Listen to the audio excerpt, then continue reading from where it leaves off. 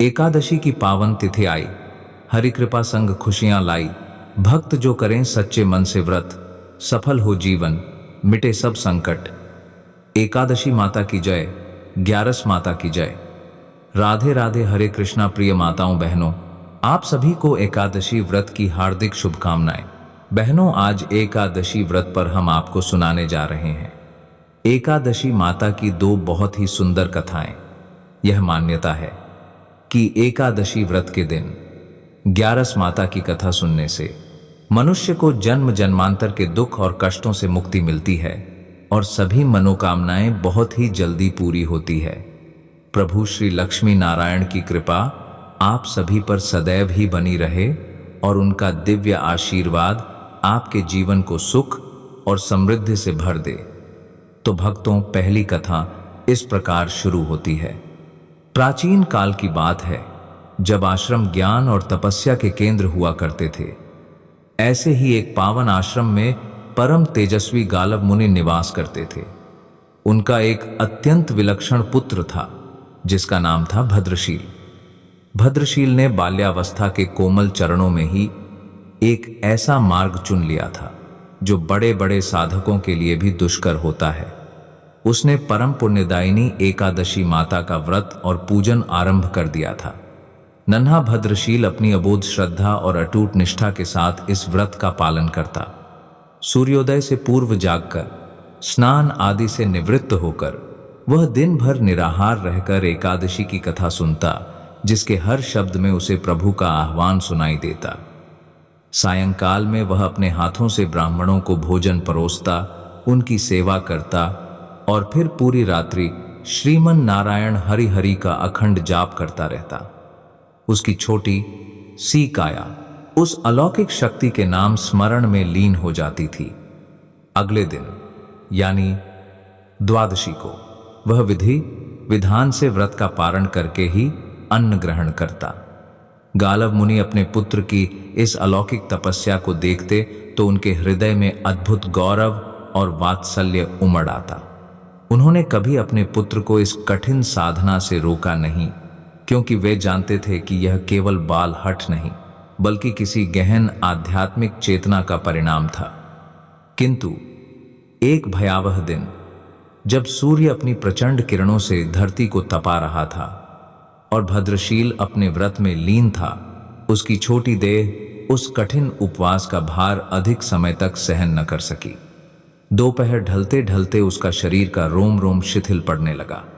उसकी आंखें अधखुली थीं और होंठ नारायण का नाम फुसफुसा रहे थे। जैसे ही सूर्य अस्ताचल की ओर बढ़ा, नन्हा भद्रशील अपनी कोमल काया समेत मूर्छित होकर भूमि पर गिर पड़ा। जब यह हृदय विदारक समाचार गालव मुनि तक पहुंचा तो पिता का हृदय तड़प उठा। वे तुरंत व्याकुल होकर अपने पुत्र के पास पहुंचे।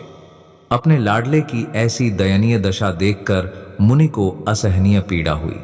उनकी आंखों में अश्रु भर आए और पीड़ा से उनका कंठ रुंध गया। उन्होंने भद्रशील के शीतल पड़ते माथे को अपने हाथों में उठाया और पुचकारने लगे। कुछ समय पश्चात जब भद्रशील को होश आया तो मुनि ने अपने पुत्र के माथे को प्रेम से सहलाते हुए अत्यंत स्नेह और चिंता से भरी आवाज में पूछा, हे पुत्र, तुम इतनी छोटी आयु में यह इतना कठिन उपवास क्यों करते हो? तुम्हें इस व्रत के विषय में किसने बताया है? तुम्हारे इस बाल मन को यह इतनी गहन साधना करने की प्रेरणा कहां से मिली? भद्रशील ने अपनी अलौकिक ज्ञान से भरी आंखों से पिता की ओर देखा और कहा, पिताश्री, मैं कई जन्मों से इसी प्रकार एकादशी का पुण्य फलदायी उपवास करता आ रहा हूं। यह केवल इस जन्म की बात नहीं। गालव मुनि आश्चर्यचकित रह गए। यह तो सभी जानते हैं कि सामान्यतः किसी को भी अपना पिछला जन्म याद नहीं रहता। जब तक बालक मां के गर्भ में होता है तब तक उसे अपने पिछले जन्मों की सभी बातें, उसके कर्म और संस्कार याद रहते हैं। लेकिन बालक का जन्म होने से ठीक पहले ही माया का पर्दा उस स्मृति पर पड़ जाता है और वह सब विस्मृत हो जाता है। परंतु भद्रशील को अपने पिछले जन्म की स्मृति उस वर्तमान काल में भी थी और इसका कारण थी वह एकादशी व्रत की असीम शक्ति, जिसका पालन वह अनेक जन्मों से करता आ रहा था। भद्रशील ने आगे कहा, हे पिता, मैं कई जन्म पूर्व में धर्मकीर्ति नामक एक राजा हुआ करता था। धर्मकीर्ति के रूप में मैं एक अत्यंत क्रूर और निष्ठुर शासक था, जिसके नाम से प्रजा थर थर कांपती थी। न्याय और धर्म उसके लिए केवल शब्द थे, जिनका वह कभी सम्मान नहीं करता था।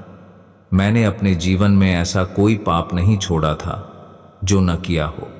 मेरे हाथों से न जाने कितने निर्दोषों का रक्त बहा था और राजकोष की संपत्ति मैंने अपने ऐशो आराम पर लुटा दी थी। मेरी प्रजा मुझे घृणा की दृष्टि से देखती थी, क्योंकि मेरे अत्याचारों की कोई सीमा नहीं थी। विरोध करने वालों को मैं निर्ममता से कुचल देता था। इसी प्रकार मेरा पापमय जीवन व्यतीत हो रहा था। एक समय की बात है, एक सुनहरी सुबह राजा धर्मकीर्ति अपनी क्रूरता के प्रतीक अपने सैनिकों के साथ सूर्योदय होने से पहले ही शिकार पर निकला था। उनके हाथों में चमकते भाले थे, तलवारें कमर से बंधी थीं और धनुष कसे हुए थे। गहरे जंगल में घूमते हुए राजा ने एक अत्यंत ही सुंदर और आकर्षक हिरणी को देखा। उसकी चाल में चंचलता थी और आंखों में निर्दोषता। राजा का क्रूर मन उस पर मोहित हो उठा। उसे वह हिरणी किसी भी कीमत पर चाहिए थी। राजा ने तुरंत अपने सैनिकों को उस हिरणी का पीछा करने और उसे चारों ओर से घेरने का आदेश दिया। सैनिकों का हुजूम हिरणी के पीछे लग गया। हिरणी भयभीत होकर अपनी जान बचाने के लिए इधर उधर भागने लगी। जब राजा ने देखा कि हिरणी भागने का हर संभव प्रयास कर रही है, तो उसकी क्रोधित गर्जना पूरे जंगल में गूंज उठी। जो भी सैनिक इस हिरणी को भागने देगा, उसके पूरे परिवार को निर्ममता से मौत के घाट उतार दिया जाएगा। राजा की इस घोषणा ने सैनिकों को भयभीत कर दिया और वे अपनी जान बचाने के लिए और भी तेजी से हिरणी का पीछा करने लगे। एक क्षण को हिरणी ठिठकी। उसकी आंखों में मानवों से भी अधिक करुणा थी। उसने सोचा, ओ बेचारे सैनिक, यदि मैं किसी भी सैनिक के पास से भागी तो यह दुष्ट राजा अवश्य ही उनके निर्दोष परिवारों को मार डालेगा। मैं नहीं चाहती कि मेरे कारण किसी भी निर्दोष प्राणी का अहित हो। यह सोचकर हिरणी ने एक अद्भुत निर्णय लिया। वह किसी सैनिक के पास से भागने के बजाय सीधे राजा धर्मकीर्ति के पास से निकल भागी। यह सब देखकर राजा का क्रोध 7वें आसमान पर पहुंच गया। उसने अकेले ही उस हिरणी का पीछा करना शुरू कर दिया और अंततः खुद को एक घने अंधेरे जंगल के बीच में पाया, जहां सूर्य की किरणें भी मुश्किल से पहुंचती थीं। सूर्यास्त होने लगा था और जंगल का अंधेरा और भी गहरा हो रहा था। राजा अकेला, असहाय, एक अदृश्य कारागार में फंसा हुआ था। अब उसे हिरणी कहीं दिखाई नहीं दे रही थी। वह वहां से बाहर आने के लिए दिन भर उस घने जंगल में रास्ता खोजता रहा, परंतु रात्रि के अंधकार और जंगल की जटिलता के कारण उसे कुछ भी समझ नहीं आ रहा था। भूख और प्यास से उसका बुरा हाल था। सुबह महल से जल्दी निकलने के कारण उसने पूरे दिन में कुछ भी नहीं खाया था। पेट भूख से ऐंठ रहा था और गला प्यास से सूख रहा था। चारों ओर से खतरनाक जंगली जानवरों के गुर्राने की आवाजें सुनाई दे रही थीं, जिससे उसका दिल हर पत्तों की सरसराहट पर धड़क उठता था।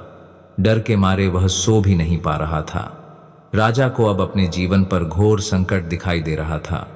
मृत्यु का भय इतना प्रबल हुआ कि उसके पापी मन में बरसों बाद किसी देवता का स्मरण हुआ। भयभीत होकर राजा ने श्री हरि विष्णु से प्रार्थना करना शुरू कर दिया। रात भर डर और पश्चाताप के मिश्रण में वह श्रीमन नारायण हरि हरि का जाप करता रहा। सूर्य उदय होने से ठीक पहले पापों का बोझ ढोते हुए और अज्ञानता में हरि नाम का स्मरण करते हुए राजा धर्मकीर्ति की मृत्यु हो गई। उसके शरीर से प्राण पखेरु उड़ गए। तभी भयंकर रूप वाले यमदूत हाथों में पाश लिए हुए राजा की आत्मा को लेने आए और उसे यमराज के समक्ष ले गए। जब यमराज ने अपने सिंहासन पर बैठे हुए उन यमदूतों से पूछा, तुम लोग इन्हें यहां क्यों लाए हो? इनका स्थान तो वैकुंठ में भगवान महाविष्णु के परम धाम में है। यमराज के इन वचनों को सुनकर यमदूतों की आंखें विस्मय से फैल गईं। उन्होंने अत्यंत विनम्रता से कहा, लेकिन महाराज, यह तो महापापी है। इसने अपने जीवन भर अनेकों पाप किए हैं। इसने तो कभी कोई पुण्य कार्य नहीं किया, इसे तो कठोर से कठोर दंड मिलना चाहिए, इसका स्थान तो नरक में है। तब धर्मराज यमराज ने शांत स्वर में कहा, नहीं, इसके जो भी पाप कर्म थे वह सब अब चले गए हैं। यह अब पवित्र हो चुका है, इसका रोम रोम शुद्ध हो गया है। तुम नहीं जानते, इसकी मृत्यु जिस दिन हुई वह एकादशी की परम फलदायी तिथि थी। उस दिन राजा शिकार पर आने के कारण कुछ भी खा नहीं सका था और रात्रि में जंगल में भटकने के कारण भी इसका उपवास ही रहा। इस प्रकार इसने अनजाने में ही सही पूरे दिन एकादशी का उपवास किया और रात भर जागते हुए मृत्यु के भय से ही सही श्री हरि का स्मरण किया। इस पुण्य कर्म से, एकादशी व्रत के प्रभाव से इसके सारे पाप दूर हो गए हैं और यह पवित्र होकर वैकुंठ लोक जाने का अधिकारी बन गया है। यमराज ने स्वयं एक स्वर्ण रथ बुलवाया जो स्वर्गीय सुगंध से भर उठा और राजा धर्मकीर्ति की आत्मा को उसमें बिठाकर जयकारों के साथ वैकुंठ धाम भेज दिया। एक महापापी राजा को केवल अनजाने में हुए एकादशी व्रत और हरि स्मरण से वैकुंठ की प्राप्ति हो गई। यह एकादशी व्रत की अद्भुत महिमा थी। भद्रशील ने अपनी कथा समाप्त की। गालव मुनि अपने पुत्र की इस अनूठी गाथा सुनकर चकित रह गए। उन्होंने एकादशी व्रत की शक्ति को अपनी आंखों से देखा और अपने पुत्र की तपस्या का वास्तविक अर्थ समझा। जब पृथ्वी लोक में लोगों को इस अद्भुत घटना के बारे में पता चला तो वे सभी एकादशी व्रत के महत्व को समझ गए। पापियों का उद्धार करने वाले इस परम पवित्र व्रत का पालन उन्होंने भी करना आरंभ कर दिया और अपना जीवन अधिक सुख और शांति पूर्वक जीने लगे। अपने पापों का प्रायश्चित करते हुए, हे एकादशी माता, जैसे आपने अनजाने में व्रत करने वाले राजा धर्मकीर्ति पर अपनी असीम कृपा की, वैसे ही आप हम सभी भक्तों पर भी अपनी कृपा यूं ही बनाए रखना ताकि हम भी आपके परम पावन धाम को प्राप्त कर सकें। पहली कथा समाप्त हुई तो बोलिए, ग्यारस माता की जय हो, एकादशी माता की जय हो। अब चलिए सुनते हैं एकादशी माता की एक अन्य कथा। प्राचीन काल की बात है। धर्मपुरी राज्य में एक महान राजा सुकेतुमान राज करते थे। राजा बहुत ही बुद्धिमान और बलशाली थे और अपनी प्रजा का बहुत अच्छे से ध्यान रखते थे। राजा की न्यायप्रियता और धर्म परायणता के कारण प्रजा भी अपने राजा को बहुत पसंद करती थी। राजा की 2 बेटियां थीं और सुकेतुमान दोनों बेटियों से बहुत अधिक प्रेम करते थे। सुकेतुमान की छोटी बेटी देखने में बहुत सुंदर और आकर्षक थी, जबकि बड़ी बेटी उससे थोड़ी कम सुंदर थी। छोटी बेटी ग्यारस माता की पूजा करती थी, इसलिए सभी लोग उससे बहुत प्रेम करते थे और उसकी प्रशंसा किया करते थे। इस कारण राजा की बड़ी बेटी को अपनी छोटी बहन से घृणा होने लगी थी। जब राजा की दोनों बेटियां बड़ी हो गईं, तब एक पड़ोसी राज्य का राजकुमार बड़ी बेटी के लिए विवाह का प्रस्ताव लेकर आया। लेकिन जैसे ही उस राजकुमार की नजर छोटी बेटी पर पड़ी, वह उस पर मोहित हो गया और पहली नजर में ही उससे प्रेम कर बैठा। उसने राजा की बड़ी बेटी से विवाह करने से मना कर दिया और राजा से कहा कि वह छोटी बेटी से विवाह करना चाहता है। यह सब सुनकर बड़ी बेटी अपनी छोटी बहन से बहुत क्रोधित हो गई। अब उसने अपनी छोटी बहन को अपना सबसे बड़ा दुश्मन मान लिया और उससे बदला लेने का फैसला कर लिया। बड़ी बहन ने अपनी छोटी बहन को जान से मारने की योजना बनाई।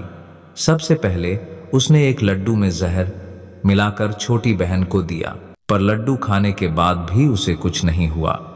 यह देखकर बड़ी बहन बहुत आश्चर्यचकित हुई, लेकिन उसने हार नहीं मानी।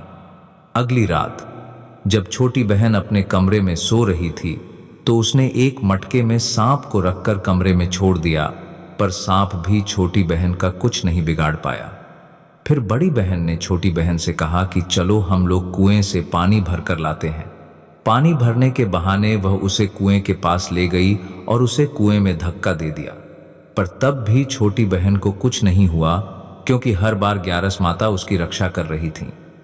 बड़ी बहन अपने सारे प्रयासों के बाद भी असफल हो रही थी, जिससे वह बहुत क्रोधित होती जा रही थी।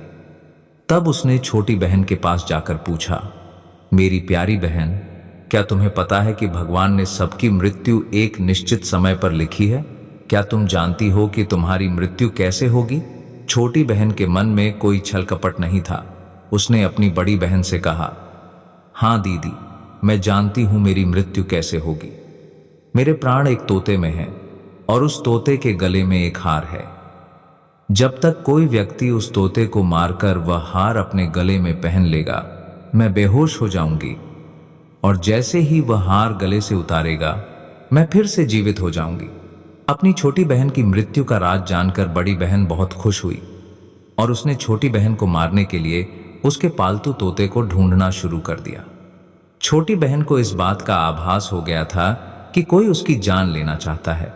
वह अपने पिताजी के पास गई और उनसे कहा, पिताजी, मेरी मृत्यु के बाद मुझे जलाइएगा मत, बल्कि आप मुझे अपनी पुरानी हवेली में एक पलंग पर लिटाकर छोड़ दीजिएगा। अपनी छोटी बेटी की यह बात सुनकर राजा बहुत आश्चर्यचकित हुए। राजा ने अपनी छोटी बेटी से पूछा, तुम यह सब क्या कह रही हो? 2-3 दिन में तो तुम्हारी शादी है। लेकिन छोटी बेटी ने अपने पिताजी को ऐसा करने के लिए विवश कर दिया और उनसे वचन ले लिया। राजा ने भी अपनी छोटी बेटी की बात स्वीकार कर ली। 2-3 दिनों के बाद जब शादी का समय आया तो राजकुमार बारात लेकर राजा के महल आए। जैसे ही राजा की छोटी बेटी राजकुमार के साथ फेरे लेना शुरू करती है तो उसकी बड़ी बहन उसके कमरे में जाकर तोते को पकड़ लेती है और उसे मार देती है। तोते के गले में जो हार था उसे वह अपने गले में धारण कर लेती है। जैसे ही बड़ी बहन उस हार को अपने गले में धारण करती है तो उधर छोटी बहन केवल 3.5 फेरे ही ले पाती है और वहीं पर बेहोश होकर गिर जाती है। राजा ने बड़े बड़े हकीमों को बुलवाया और अपनी छोटी बेटी का इलाज करने के लिए कहा। वैद्यों ने छोटी बेटी की जांच की और राजा को बताया कि आपकी छोटी बेटी न तो जीवित है और न ही मरी हुई है। ऐसा पहली बार देखा है। राजा ने वैद्यों और हकीमों को यह बात बाहर न बताने का आदेश दिया और धमकी दी कि अगर उन्होंने यह बात किसी को बताई तो उन्हें फांसी दे दी जाएगी।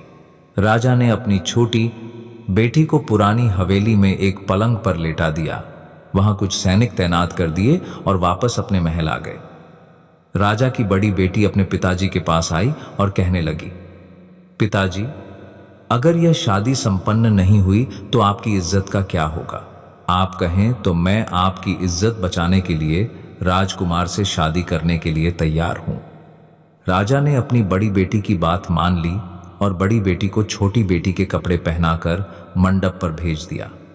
लेकिन राजकुमार यह जान गया कि यह राजा की छोटी बेटी नहीं बल्कि बड़ी बेटी है। जब राजकुमार ने शादी करने से मना किया तो सभी लोगों ने उसे विवश करके बड़ी बेटी से बचे हुए फेरे संपन्न करवा दिए और विवाह करवा दिया। इसके बाद राजकुमार राजा की बड़ी बेटी को अपने महल ले गया। राजकुमार राजा की बड़ी बेटी से न तो बात करता था, न ही उसे पसंद करता था और न ही उसके आसपास भटकता था। अब राजकुमार ने यह फैसला लिया कि वह अपनी प्रेमिका को ढूंढकर रहेगा और यह जानकर रहेगा कि उसके साथ हुआ क्या है। एक दिन राजकुमार अपने घोड़े पर सवार होकर राजा की पुरानी हवेली के पास पहुंच गया। वहां उसने कुछ सैनिकों को देखा। महल के पास पहुंचकर राजकुमार ने जब महल को ध्यान से देखा तो वह समझ गया कि यह तो उनके ससुर जी का ही महल है। तब राजकुमार ने सैनिकों से पूछा, तुम लोग यहाँ क्या कर रहे हो और इस महल के अंदर उस पलंग पर कौन लेटा हुआ है? सैनिकों ने बताया कि यहाँ पर राजा की छोटी बेटी बहुत समय से सोई हुई है। यह सुनकर राजकुमार बहुत खुश हो गया और वह तुरंत अपनी प्रेमिका के पास पहुंच गया और उसकी सेवा करने लगा। जैसे ही रात हुई तो राजा की छोटी बेटी उठकर खड़ी हो गई। राजकुमार यह देखकर बहुत खुश हुआ। उसने अपनी प्रेमिका से पूछा, तुम यहाँ क्या कर रही हो? तुम मेरे साथ मेरे घर चलो। राजा की छोटी बेटी ने राजकुमार को सारी बातें बताईं कि उसकी जान एक तोते में थी और उसने यह बात सिर्फ अपनी बड़ी बहन को बताई थी। उसने यह भी बताया कि उसकी बड़ी बहन ने ही उसे मारने का प्रयास किया है और उसके पास एक हार है जिसे वह सुबह पहन लेती है और रात को उतार देती है। जब तक वह हार पहनकर रहती है तब तक वह बेहोश रहती है, और जैसे ही वह उसे उतारती है वह जीवित हो जाती है। उसने राजकुमार से कहा, जब तक मेरी बड़ी बहन के पास वह हार है तब तक मैं ऐसे ही जीवित और मूर्छित होती रहूंगी। अगर वह हार मेरे हाथ में आ जाए तो मैं हमेशा के लिए जीवित हो जाऊंगी। राजकुमार ने यह बात सुनकर राजा की छोटी बेटी के पास रहने का फैसला कर लिया, और उसने अपने बचे हुए सारे फेरे उस पलंग पर लेटी छोटी बेटी के साथ ले लिए और अपना विवाह पूर्ण कर लिया। वह वहीं पर रहने लगा। देखते ही देखते कुछ समय में राजा की छोटी बेटी और राजकुमार की पत्नी गर्भवती हो गई। एक दिन राजकुमार को किसी काम से बाहर जाना पड़ा। तब छोटी बहन के पेट में बहुत तेज दर्द होने लगा। उसने ग्यारस माता का आह्वान किया, जिसके बाद वहां ग्यारस माता प्रकट हुई और उन्होंने अपनी भक्त के दर्द को दूर किया और उसे एक पुत्र की प्राप्ति करवाई। उसी समय वहां अचानक राजकुमार भी आ गया। राजकुमार ने ग्यारस माता को देखा तो वह आश्चर्यचकित हो गया और उसने तुरंत माता को प्रणाम किया। ग्यारस माता ने राजकुमार से कहा कि जब तुम्हारा पुत्र 5 वर्ष का हो जाए तो तुम अपनी पत्नी का हार लाकर इसके गले में डाल देना। देखते ही देखते राजकुमार और राजा की छोटी बेटी का पुत्र 5 वर्ष का हो गया। तो राजकुमार अपने बेटे से कहता है, बेटा, मैं कुछ काम से बाहर जा रहा हूं, तुम अपनी माता का ध्यान रखना। और वहां से चला जाता है। राजकुमार को बाहर निकलते देख बड़ी बहन के सैनिक उसे देख लेते हैं और बड़ी बहन को सारी बातें बता देते हैं, जिसके बाद बड़ी बहन अपनी छोटी बहन के पुत्र को वहां से उठवा लेती है और उसे मरवा देती है और उसके 2 टुकड़े करवा देती है। पहला टुकड़ा चक्की के पास छुपा देती है और दूसरा टुकड़ा अपने पलंग के नीचे रख लेती है। अब ग्यारस माता एक भिखारिन का रूप लेकर उसकी बड़ी बहन के दरवाजे पर आती हैं और भिक्षा मांगने लगती हैं। बड़ी बहन अपने नौकरों से कहती हैं कि जाकर भिक्षा दे दो, लेकिन माता उन्हें मना कर देती हैं और कहती हैं कि मैं तुम्हारी महारानी से ही भिक्षा लूंगी। जिसके बाद बड़ी बहन स्वयं ही भिक्षा देने के लिए माता के पास आती हैं। उधर माता एक बिल्ली का रूप लेकर उसके कमरे में चली जाती हैं और वहां छोटी बेटी के पुत्र के दोनों टुकड़ों को आपस में जोड़ देती हैं और उसे जीवित कर देती हैं। फिर वह उसे लेकर वहां से चली जाती हैं और राजकुमार को सौंप देती हैं। राजकुमार अपने बेटे को लेकर अपनी बड़ी पत्नी के पास जाता है और कहता है, तुम इसका ध्यान रखना। अगर तुम इस बच्चे का अच्छे से ध्यान रखोगी तो मैं तुमसे बात करूंगा। इसी प्रकार एक दिन राजकुमार अपने बच्चे से कहता है कि तुम माता से उनके गले का हार मांग लो। जिसके बाद राजकुमार का बेटा अपनी मां के पास जाता है और कहता है, माता, मुझे तुम्हारा हार चाहिए जो तुमने गले में पहन रखा है। यह सुनकर पहले तो बड़ी बहन बहुत क्रोधित होती है, पर उसे यह याद आता है कि राजकुमार ने कहा था कि अगर वह इस बच्चे का ध्यान अच्छे से रखेगी तो वह उससे बात करेंगे। इस कारण वह हार उस बच्चे को दे देती है। वह बच्चा तुरंत ही उस हार को लेकर अपने पिताजी को दे देता है और तभी राजकुमार अपने बेटे को लेकर वहां से जाने लगता है और अपनी पत्नी से कहता है कि तुम हमारे लिए खाना बनाकर रखना, मैं शाम को आकर तुम्हारे साथ खाऊंगा। वह अपने बेटे को लेकर वहां से चला जाता है। जिसके बाद वह राजा के पास जाता है और उनको सारी बातें बता देता है। राजा अपनी बड़ी बेटी के इन कटु कर्मों को सुनकर बहुत क्रोधित होते हैं और उसे सजा सुनाते हैं। वह अपनी परवरिश पर ही दोष देने लगते हैं और राजकुमार को अपनी छोटी बेटी के साथ रहने का आदेश देते हैं। इस प्रकार कथा समाप्त हुई। प्रेम से बोलिए एकादशी माता की जय, ग्यारस माता की जय।